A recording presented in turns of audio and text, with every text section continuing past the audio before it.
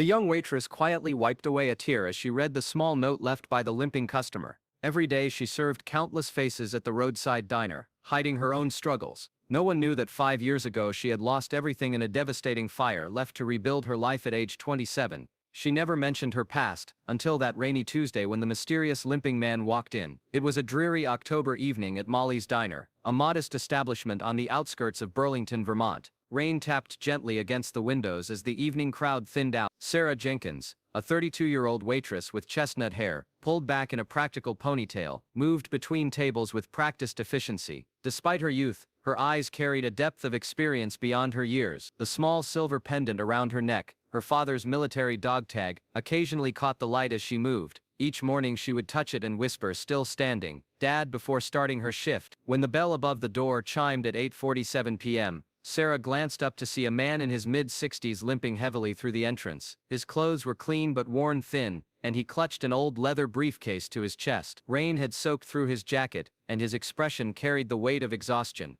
"Just a coffee, please," he said softly when Sarah approached, his eyes darting to the prices on the menu. His hands trembled slightly, not from age but hunger.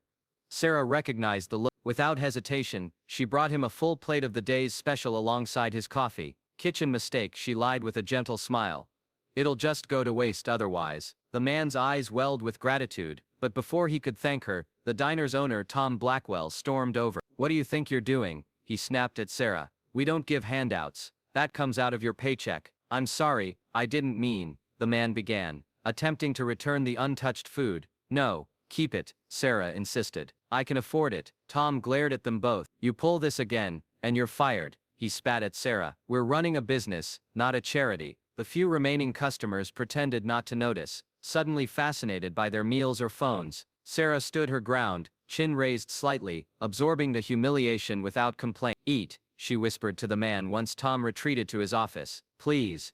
Word of Sarah's insubordination spread quickly among the staff. By the next morning, Tom had reduced her hours and assigned her to the slowest section of the diner. His nephew Carl, a server who treated the job as a temporary annoyance, openly mocked her. "Better watch out, giving freebies to bums." Carl smirked as they prepared for the morning rush. "You'll have every homeless person in town lining up." Maggie, the young hostess who usually bantered warmly with Sarah, now avoided eye contact, afraid of losing her own position by association. The kitchen staff, once happy to slip Sarah extra food for herself, now strictly measured her employee meal. In the staff room, Sarah sat alone during her break, scrolling through her phone to calculate how the reduced hours would affect her ability to pay next month's rent. 5 years after losing her home to fire, she had finally saved enough for a security deposit on a small apartment. Now that fragile stability wavered, the limping man didn't return that day, but his absence felt like a shadow over Sarah. She wondered if he'd found another meal, if he had somewhere warm to sleep. When she dropped a glass during the afternoon lull, Tom seized the opportunity. "That's coming out of your check too," he announced loudly enough for everyone to hear. "Maybe think about that before you give away my inventory next time." Sarah's cheeks burned as she knelt to clean up the shards, her pride stinging sharper than any cut from the glass. Not a single coworker moved to help. "You wouldn't believe how they're treating her." A young woman working double shifts for 5 years without complaint.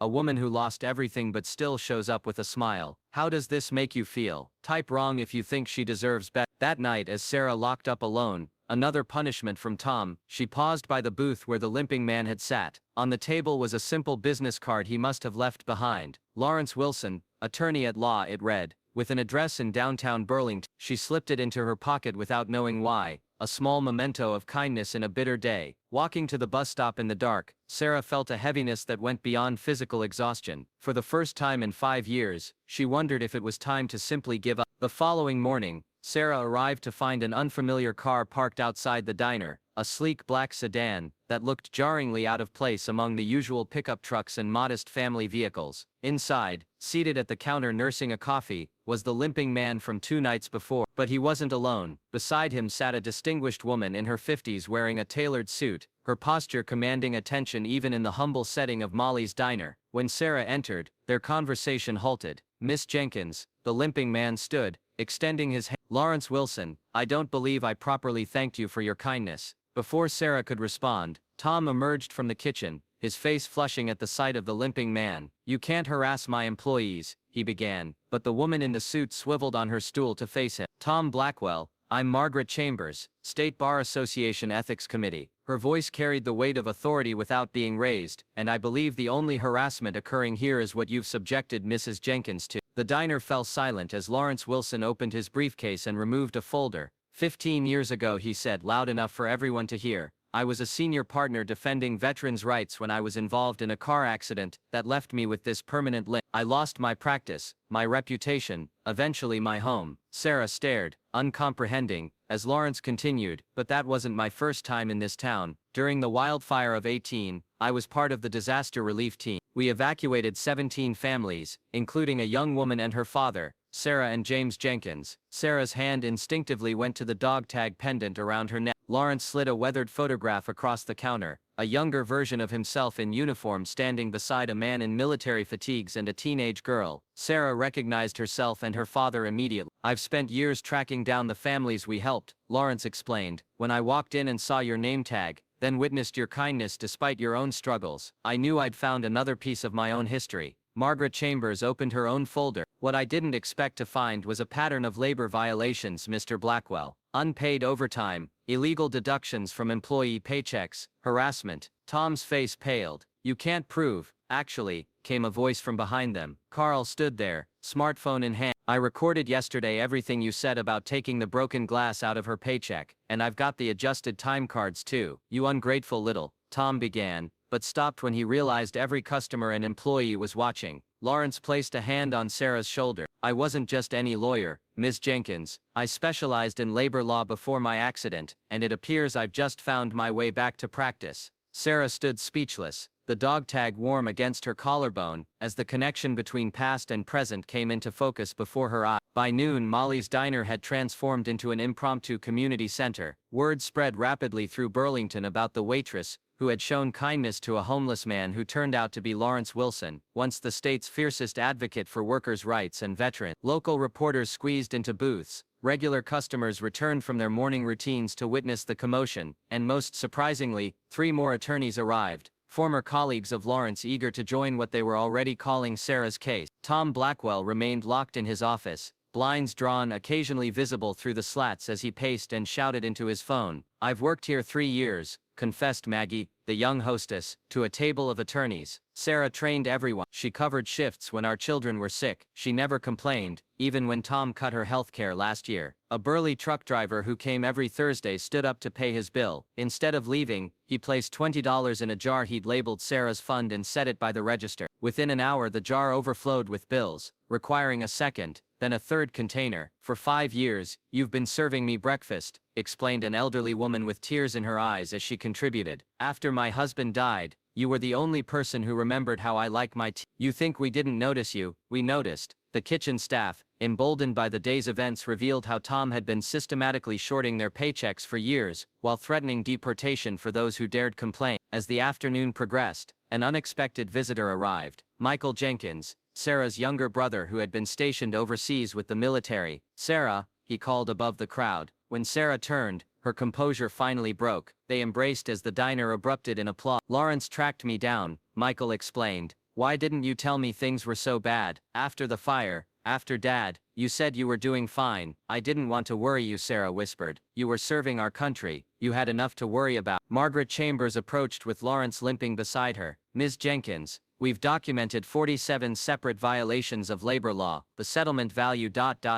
She named a figure that made Sarah's knees buckle. But the diner, Sarah protested. All these people will lose their jobs. Actually, Lawrence interjected, I've made some calls. The property owner is willing to transfer the lease. With your settlement, you could become the owner if that interests you. Sarah shook her head. I'm just a waitress. No, came a chorus of voices. Customers, co-workers, community members who'd arrived throughout the day. You're much more than that. Late that afternoon, Tom emerged from his office, defeat written across his face. He approached Sarah with lawyers flanking both of them. The paperwork signed, Margaret announced. Effective immediately, Tom has agreed to sell his business interest to avoid criminal charges. I never thought, Tom began, but couldn't finish. Sarah, still wearing her waitress uniform, looked around at the community that had materialized to support her. I don't want revenge, she said quietly. I just wanted to be treated fairly. Lawrence smiled. And now you'll be treated as what you've always been, the heart of this place. As the sun set, Sarah found herself sitting in what was now her office. On the desk sat the nameplate Tom had kept for himself, manager. With gentle hands, she moved it aside and replaced it with a simple handwritten sign, "Everyone welcome." A small girl, no more than 6 years old, approached Sarah's table the following Sunday. The diner was packed with its usual weekend crowd, but something fundamental had shifted in the atmosphere. Laughter flowed more freely, staff moved with newfound purpose. A community board near the entrance displayed local needs and offerings. The child placed a carefully folded paper crane next to Sarah's coffee cup. "My mommy says you're a hero," she whispered, before scampering back to her family. Sometimes the most profound strength isn't found in those who shout the loudest, but in those who persevere when no one is watching. True dignity isn't measured by titles or possessions, but by how we treat others when we ourselves have almost nothing to give. In a small Vermont diner now known throughout the state, a simple act of kindness rippled outward, revealing how deeply connected we all remain beneath the surface of our daily struggles. Sarah's story reminds us that we never truly know the battles others fight, or the impact our smallest gestures might have. QH Incredible Stories is dedicated to uncovering these hidden connections, because if we don't tell these stories, who will? Subscribe and share, not for us, but for those whose quiet courage deserves to be remembered. As Leah stood behind the counter wiping down the same chipped sugar jar, she realized that kindness doesn't echo, it reverberates, not in headlines, but in doors that open, in dignity restored, in lives rerouted. She had offered a sandwich, but she had given a man his name back, and in doing so, found the power in her own.